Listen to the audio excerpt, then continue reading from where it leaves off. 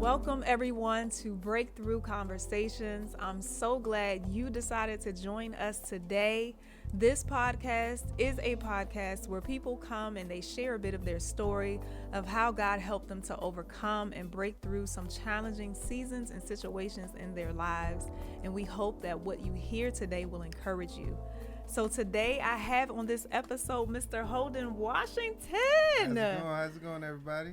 Thank you so much for being here. I'm glad to be here. Thank you for having me. I appreciate you so much. Today I have you on to share from the father's perspective what it's like to raise 5 boys. Okay. Okay. Your wife was on a previous episode and she shared her story, and I thought, you know what? Let's get your husband on here and share his side. I'm glad you brought me on. Yeah. That way, if whatever she said, I could come on up into that. All right? So before we delve into that, I do want you to share a bit of your story growing up so that people can kind of get an idea of what your life was like and then how you raise your boys. Okay. And kind of the just the comparison, you know what I mean? So just go ahead and tell us a little bit about yourself, and then from there, we'll hop right into it. Okay. My name is Holden Washington, like she said. I have 5 boys. I have a wife. We've been married going on 14 years. I love music, and I'm just here to answer questions about my boys. Sounds good. Sounds All good. right. So let's go back to your childhood. Okay. And just talk to us about what was life like for you growing up. Growing up. So I have 3 brothers. So life was never lonely growing up. We always kind of had each other. Mm-hmm. I moved a lot growing up, probably like once every 2 years. Oh, wow. Okay. I pretty much lived anywhere you could think of in PG County and DC area. Okay. But life was I would say it was fun for the most part. I was pretty much always into music. That was always my number one outlet. To get through life and life circumstances as a youth. So that's pretty much sums up. Okay. And you said you have 3 brothers? 3 brothers. 3 yeah. brothers. Okay. I'm okay, the cool. 3rd. So what was, I guess, church like for you? Did you attend church growing up? So it's funny because I lived with my grandmother for, I would say, the first couple years of my life. And my dad would always say, if you live down there, you went to church. So I don't remember that, but he swears up and down I went to church because I lived with my grandmother. Was not going to church. Right. I remember as a youth, when living in PG County, maybe like once or twice, my mom, I could think of her like trying to take us to church.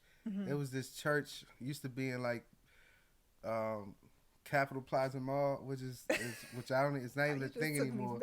Yeah, but it was a church. I think the pastor's name was like Deron Cloud or something. They used to do plays. Yes. So I went to that church like once or twice because my mom, she was trying to get us in there. Right. Once or twice. I do remember that. Okay. But that was it. After that, I didn't get back to church until I got like high school. Okay, until you got to high school. Yeah. Okay, you for real just took me back down memory lane because I went to one of those plays. Oh, you did? Okay, yeah, cool. I did. Yeah. And my grandmother used to have the tapes. I remember that. I went to, that was like my first real like church experience that I remember, and it was cool. It was cool. You know what I mean? It was cool. I remember. It's funny. I remember way back then. One time he was preaching about. And it's random that I remember this because I only went there once or twice. But he was preaching about, being a pastor and not wanting to use, tricks to get people to give money. Meaning not wanting to preach in a way that would cause people to give more. He would rather they just give more. Oh, wow. And I don't know why I remember that, but stuck I do with remember you. that. Yeah. So you said that you didn't attend church again until I was probably like 16. Yeah. So I remember in conversations that we'll just have with friends about you saying, man, I was wild back in the day. So talk to us about just some of your wild moments. So, I always would say, man, I didn't really grow up the same as like a lot of people. So like, I just had an interesting upbringing, meaning I always had love in the house. Always had, both of my parents, but I didn't necessarily have the financial kind of life that you would need or that you would want. Mm-hmm. So I think around between the ages of 12 to 16 or 12 to 16, you know, I got myself in activities that were not legal, you know, and I wasn't, you know, I wasn't really I was never a bad guy, but I wasn't doing, you know, good activities. I was engaged in, you know, illegal activities. Yeah. And, you know, some of them was violent. Some of them were, you know, just things that you shouldn't do, you know. And I wasn't necessarily a bad kid, but, you know, when you are, you know, suffering and you know, or going through poverty, you tend to just go the wrong way. Yeah. So I went the wrong way for a couple years. For a couple years. A couple years I was the wrong way. And it's so crazy because when I got, you know, and when I say went the wrong way, I mean I in that time I got, you know, I was arrested. I spent time in jail.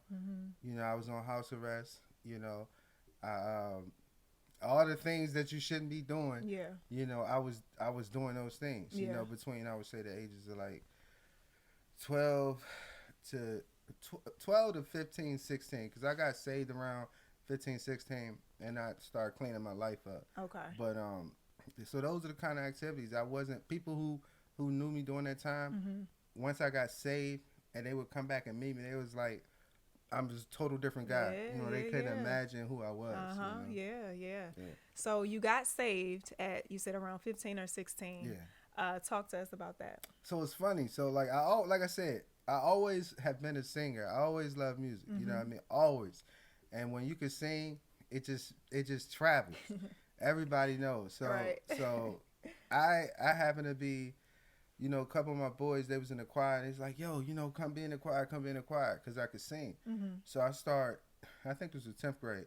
So I started, you know, I'm just hanging around the choir, They had a concert, and then, you know, after, you know, every choir knows about the winter concert. That's like the biggest thing, right. You know. You got to hit the winter concert, got to be good. So they do the concert. You know, concert day is like field trip day. You ain't doing nothing after the concert. You just vibing. So they go back to the choir room. Like I said, I'm just tagging along at this point. I'm not in the choir. I'm not saved. You know, I'm just holding. You know what I mean? I'm just hanging. And I might have even still been on house arrest. Like, you know what I'm saying? It wasn't even, I think I was still on house. I think I had the ankle bracelet on. Okay. You know, so just give you a mindset right. of where I was. I wasn't, you know, saved at the time. But I'm hanging out with my crew, with the people in the choir. My man, Nick George. I know Nick. Oh, you know Nick? I don't know him well, but I think we're Facebook friends. Yeah. So Nick, Quentin, all so Nick and Quentin, they're at the piano, and a whole bunch of people at the piano, and they're singing, and they, you know, they just Nick's playing the keyboard, he's vibing, he's just got people coming, hey, come sing this, and then I happen to be by the door. He's like, man, come on, Holden. And mind you, I don't know any Christian songs. Oh, like, Christian songs. Okay. Like, I don't know any. I'm not saved, you know, at the time. I'm just, you know, so that feeded me the words, and I think it was like, I exalt thee, or we exalt thee. I can't even remember. So I get to singing, and then when I open my eyes, like everybody's laid out all over, like people from the hallway come in, everybody's, and that was my first real encounter with Christ, and it's from them feeding me the words, and then it just, you know, I don't know, it just took over, just went somewhere else, and then from that day I was never the same. I was saved from that day on. You know, I remember that it was even like Muslim girl had walked by. She came in and she on the ground worshiping. Wow. You know, and it was just like, and at the time, you got to understand. So like, I hadn't been in church, so that wasn't like a, you know, like a, we're gonna have a good time in the spirit. It wasn't like, it was real to me because I never had an encounter like that. I wasn't in church. You know, this was just like a real moment. So that changed my life from that moment on. I was just like, it's funny, I got saved singing, you know, from somebody feeding me the words. Wow. You know? Wow. That's powerful. Yeah. That's powerful. So as you are finishing up your high school years and entering into college, how was your relationship with God? Was it stable, or were you kind of like in and out? So I would say from that day that I got saved, I was always a believer, always like even when I was doing wrong or doing any kind of sin, it was never like from a place of I'm right back doing my old things. It might have been a place from of disobedience or a place of backslidness, but I always like I was just changed from that day. Yeah. So like leaving high school, going into college, I would say I had the right mind on it, but I think I was like, I might have been like in a not necessarily a backsliding stage, but because I was still 100% focused on Christ, but I still had some things that I was dabbling in, especially with the ladies. I mean, we'll get Karina on here talking about that. I would say like high school ladies. You know what I mean? But it was like from a like something you deal with at that age as a young man. Yeah, absolutely. Young man, you trying to find your place between being saved and still wanting to be a young man. Yeah. You know what I mean? Yeah. So, but I would say I was in a good place though, because I was moving the right direction. Yeah. Like I would definitely have. I knew that I was going to be a Christian for the rest of my life. Got you. So you get to Morgan. Are you and Karina dating at this point, or you like friends? What was it like? So we we are friends. We are not necessarily dating. We're talking to each other. I think now that I'm thinking about this a little bit more, I think I'm like, definitely trying to holler at her, but I don't know. We just kind of in between. You know what I mean? Just in between. Just kind of in between. Yeah. At what point did y'all decide to make it official? I would say towards the end of our freshman year is when we kind of decided to take it seriously. Okay. Yeah. Okay. Freshman year of college. All right. So y'all are in a relationship. At what point were you like, you know what? I want to marry her. So, I don't think there was a specific thing or specific point. We kind of that was just the wave we were on. Okay. That was the vibe at the time. Okay. And we were just best friends, and it was like that was the option. It wasn't. That's kind of like what we wanted, but I don't think there was a one moment that made us feel like that, because we was together so much. It's just kind of the vibe. Just natural. Yeah. Okay. So you're married. Nehemiah is born. Yeah. Tell us, like, what was that moment for you seeing your first child born? Like I was telling a friend earlier, about the situation. It was a joyous moment, but if I can liken it to anything, it's kind of like, in the tribal days, you got all of the village women inside of the tent, helping with the delivery of the baby, and then you got the man on the outside of the tent with all his boys waiting, and then the lady comes out, is like, "It is a boy," and the man is like, "I have a son," So I'm more like that versus I'm not the guy who wants to be on the inside. It was way too much. I would have been so happy just to sit in the lobby, and then they say, "Your son is healthy, come see him." I was there, but because I'm not really a crier. I'm not really that kind of guy that's gonna be like, "Oh, I'm crying because I got a son." I was happy to have one, but I think the experience itself was just like, way above my head at the time. Was it just the seeing all the doctors? Like, do you get like, definitely? What was it? So it was definitely seeing all the doctors, because it's like up until that point, it's just me and her. Now, it's all these doctors in here. It's people that running around. Yeah. They want me to look at stuff I don't even want to look at. I'm like, bruh, just like, I'm here. Why do I have to participate? All of this, So it was a little bit of everything. Okay, I got you. But I'm definitely the guy who would be happy on the outside. On the outside, sitting in the lobby. You call me when it's time for me to come in. I got you. So, I remember when I was speaking to Karina in the previous episode, she explained that you both wanted a lot of kids. Yeah. Then she also said when Nehemiah was born, you were like, "No, we good with just one."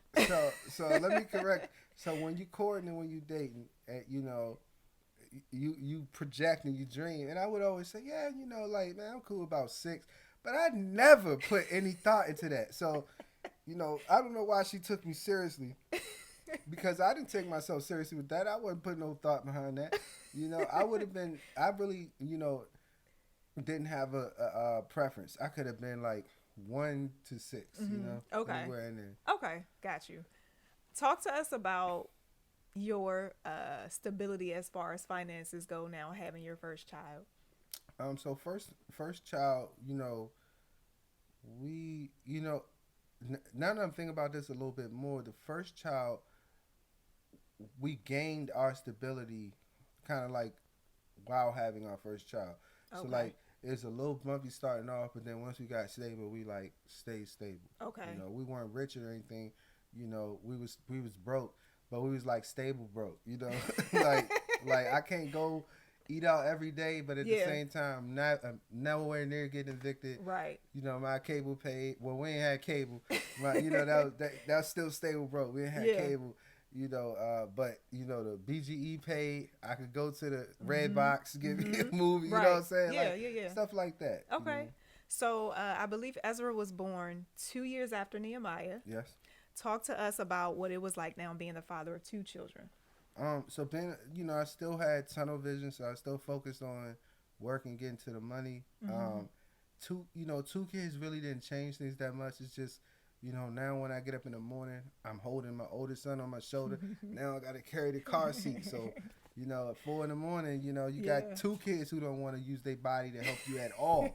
You know, they didn't use their body to put clothes on or anything. Karina trying to get Nehemiah together, he just stiff like, I'm putting clothes on, you putting them on me. You know, like, so it's just now you got 2 kids doing that. Yeah. You know. And let me just say, I remember when particularly Nehemiah stands out more, maybe because he had so much hair as a baby. Yes, he did. And I remember, man, he's such a beautiful baby. And then Ezra came, and I was like, man, they have some handsome boys, you know? You know, they give them their 35, you know, I mean, look, they can't help it, you know what I mean? I'm sorry. You know, I tell my oldest all the time, like, bruh, don't listen. He don't know when I was skinnier, all right? So I be having to show him pictures like, don't get it twisted, man. You know, like, don't play with me. Right. Nehemiah definitely favors you. Yeah. He definitely favors you. And Ezra looks like Karina to me. Yeah, I think so. Yeah. I think so. Okay, so I believe that Daniel is born, is it 2 or 3 years after Ezra? 3 years. 3 years after Ezra. You're now a father of 3 sons. Yep. How are you financially? Do you see now things are growing? Like how is it at this point? So financially, things is definitely growing. Okay. I believe like right along the time where he was kind of like about to be born, we had just bought a house. Okay. So things were getting better. We were feeling we're feeling a little better. We wasn't rich, but now like I said, I'm going to 7-Eleven every day now before I go to work. You know, it's just kind of getting better. You know, I could spend that $10 and it ain't hurting me like that. You know? Yeah. So, did you have any men in your life to glean from now that you're raising these boys? Did you have like a good community of support, like a good support system around you? I did. I would say like, you know, I had a good 3 guys that I would talk to from my church. Okay. That I would use for, you know, they would give me wisdom. You know what I mean? And they were good for me. One of my mentors, Edward McClary Bam, had Racine Fortune, and I had Hans. You know, those 3 people kind of all helped me. They all answered questions for me, all that's provided good. Just wisdom. Yeah. And that's all I really needed from them was just that information. Yeah. And I think that's good that you had those men to glean from, because I think at times men are like, well, I want to do this on my own. Yeah. And they allow ego and pride to get in the way. So for you to be able to willingly get that wisdom from them, I think that's important. Yeah, I was never like pride would never be the reason that I would take an L in life. I was never prideful, and I never felt like less of a man because I, you know, asked for some information. That's good. You know, it just wasn't my thing to feel that way. I always kind of just like, you know, if the people are available for me to ask questions, I will. And they always was available. That's good. You know? That's awesome. So you are now about to be a father of 4 boys, and you find out that it's not a girl. Talk to us about that. So for me, you know, it wasn't a big deal for me, but it was a big deal because that's what my wife wanted. She wanted a daughter, so you know, I wanted her to have that. But I was just happy, you know, we got another kid. Hey, plug and play. It's another boy. He just find his way, you know, find his place in the house. So you know, for me, it was just kind of like I said, I'm really not picky. I'm just kind of like cool with whatever. That I did want a girl because you know my wife wanted one. Yeah. Okay. So you have 4 boys now. At what point did you become an entrepreneur? Because I remember being so shocked seeing your white van in the parking lot and it said Holden Washington and Company. And I thought, Holden is legit. Like, so what inspired you to become an entrepreneur? I would say, you know, I definitely want to first say my pops was always an entrepreneur.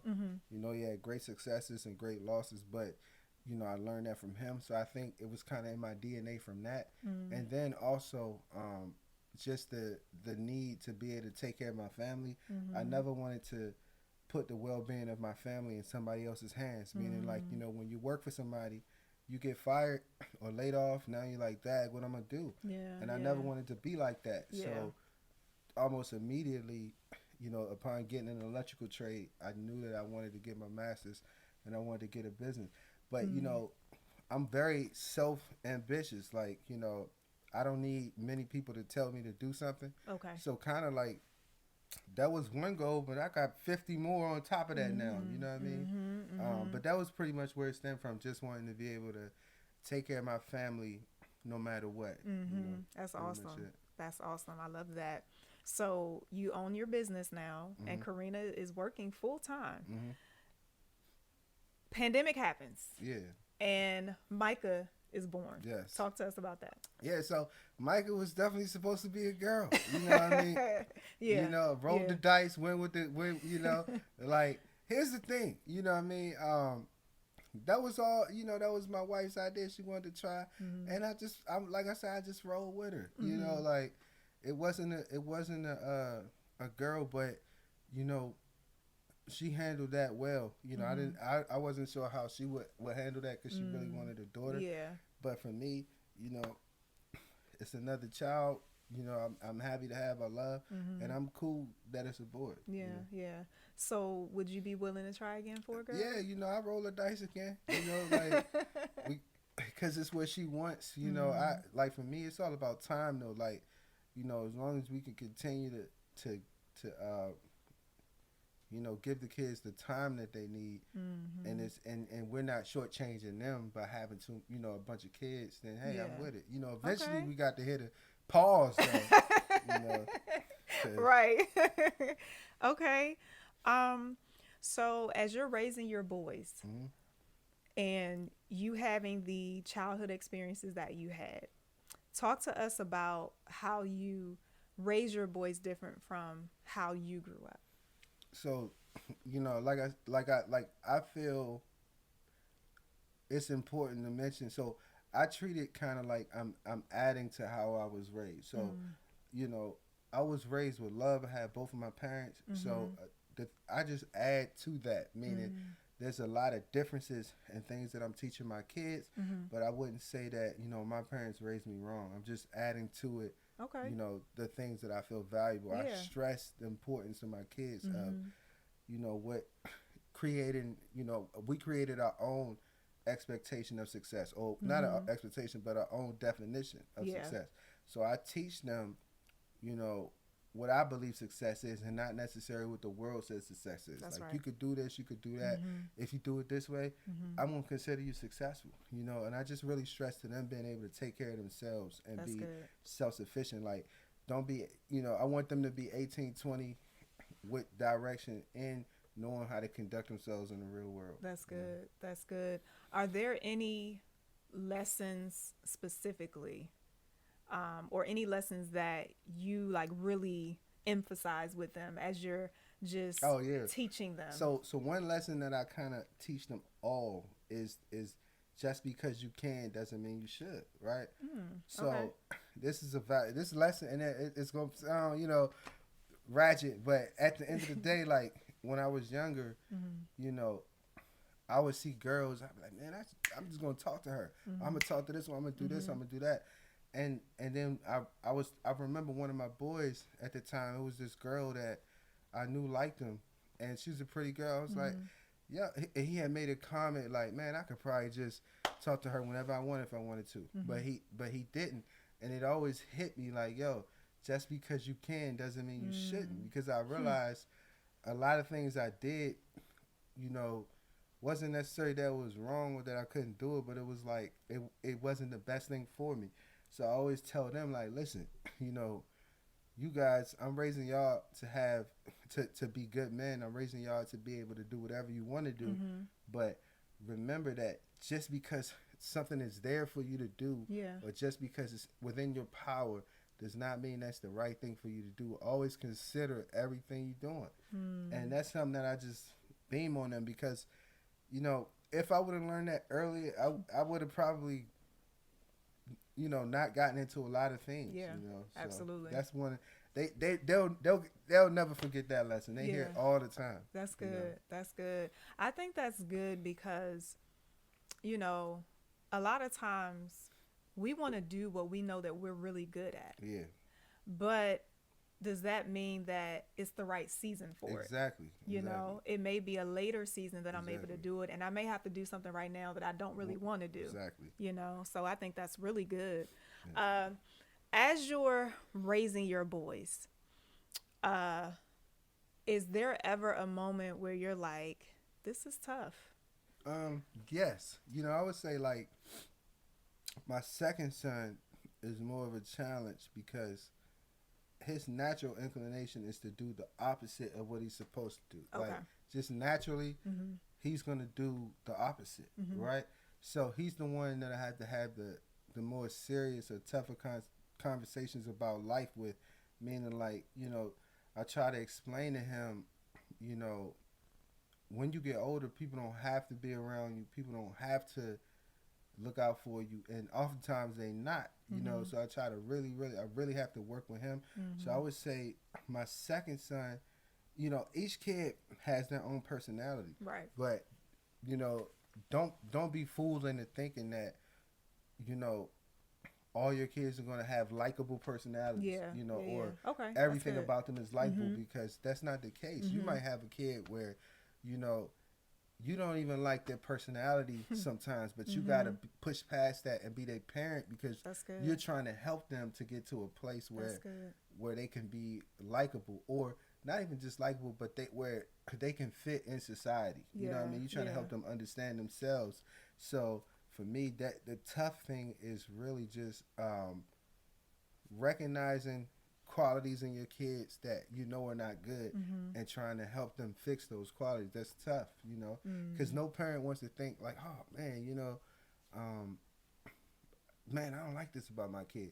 No parent wants to think that, but if you don't have that real conversation with yourself, you might run the risk of not providing everything they need to help them because you're trying to avoid that question. You know, me, I don't avoid it. Like, if it's something I don't like about what they doing, I have a conversation with them. I tell them like, yo, this you can't run around doing that, because when you get older, nobody gonna put up with that. Yeah, you know? Absolutely. So. That's good. That's good. Tell us what it's like raising black sons. So yeah, tell us what that's like. Raising black sons. So I think you know, it's tough, you know, nowadays, because the questions that they ask, and because the prayers that you got to pray over them, you know, is it normal to have to pray, Lord, protect them as they walk into school, protect them so nobody will mistake them for this or for that.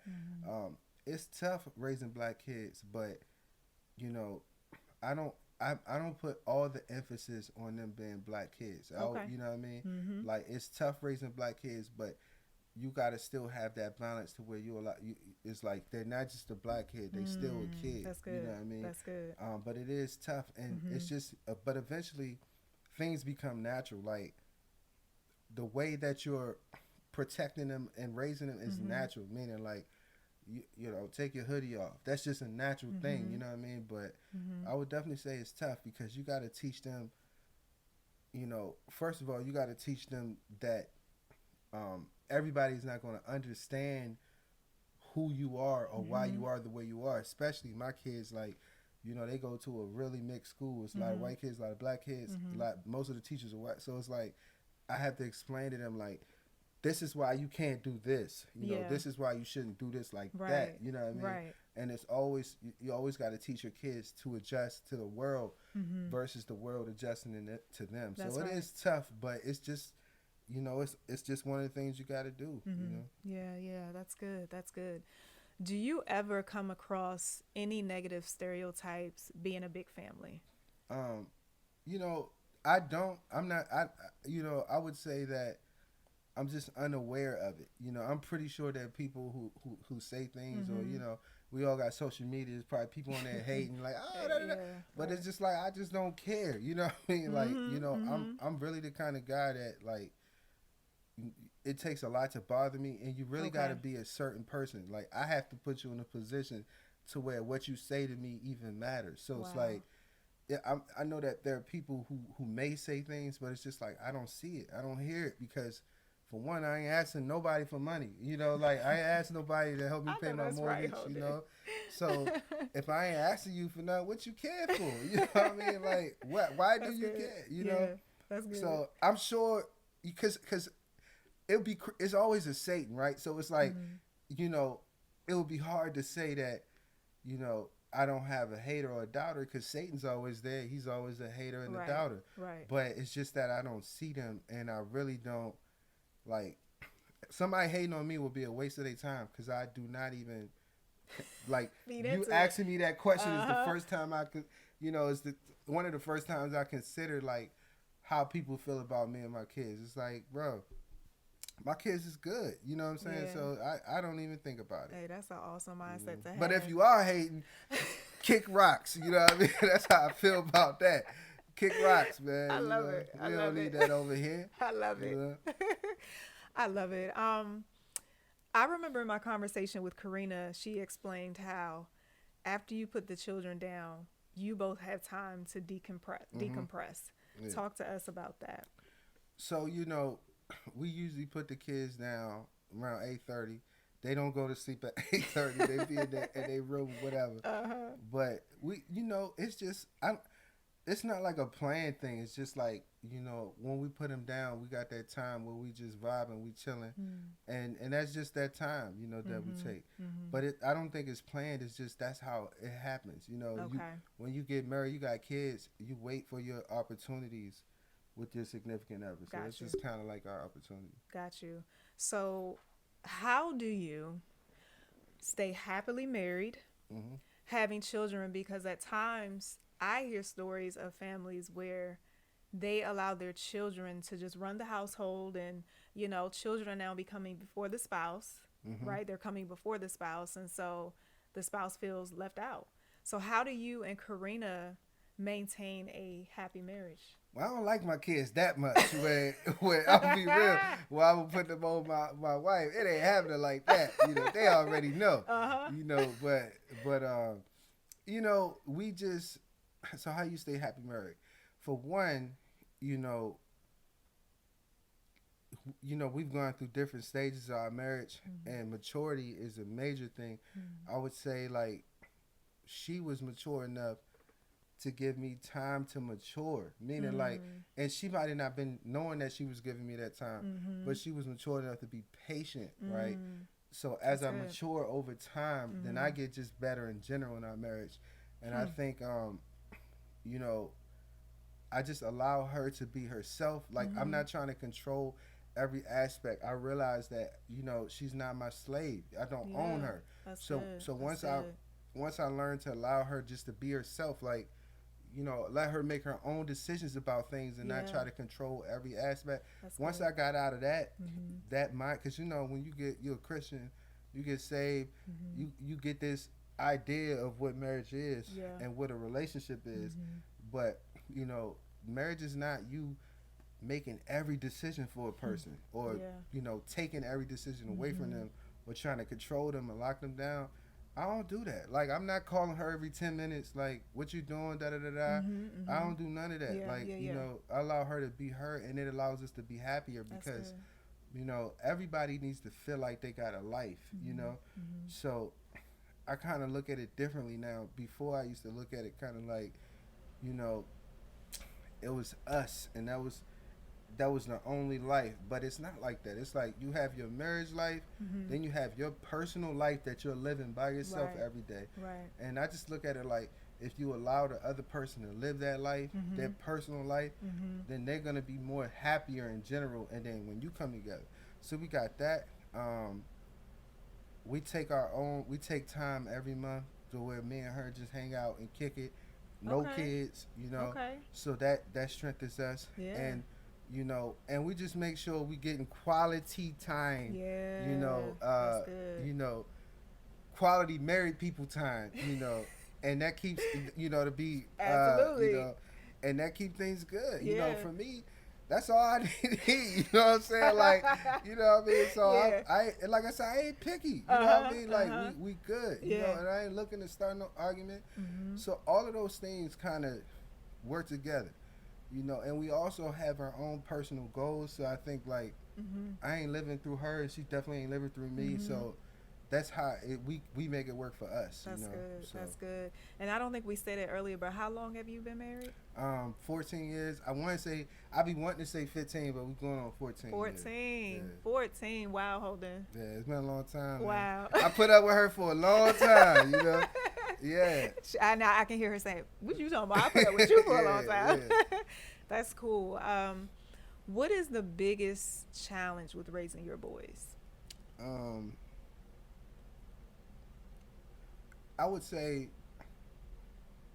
you know, the biggest challenge for me is wanting to making sure that I'm giving them every aspect of what a dad should be. Meaning, like, I don't want to just be the guy yelling at them all the time. You know, sometimes you yell at a kid enough, sometimes, or you got to spank them enough, you might feel like you're abusing that kid. You know what I mean? So, like, the biggest challenge for me is, like, not wanting to be that guy, but knowing the importance of what I'm trying to get them to understand and teach them. So for me, it's like, you know, and then also dealing with different personalities. Like, you know, you can't treat every child the way you treat the next one. Yeah. So for me, the biggest challenge is just making sure that I'm giving them what they need, but then making sure that when they get older, they know they had a dad that loved them and that, you know, tried to give them what they needed. That's good. Yeah. That's good. Is there a child that reminds you the most of you? Oh, you know, they all have certain personalities that are similar to mine, but I wouldn't say one specifically. Like, you know, Ezra, I would say musically, he has that kind of bug that I had. You know, he's definitely all about the music. Okay. So I would say him and for that aspect, but as of like who I was like as a person, I would say I haven't seen it yet. Haven't seen it yet. It's close though. It's like they all have certain similarities. Yeah. But I was just so different. Like, you know, I didn't even watch cartoons as a kid like that. You know, I was just all about the music. Got you. So. And speaking of the music, because that was a question that I had for you, they are all musical. I think that has to be just the cutest thing for me on the outside looking in, or if I was a fly on the wall, right? I remember you sent a song, this was like maybe a couple years ago now, of Nehemiah and Ezra rapping. It was so cute. So how is that when you all come together and are doing music together? Like, how do you feel as a dad seeing how musical your sons are? You know what? It feels good. It's weird though, right?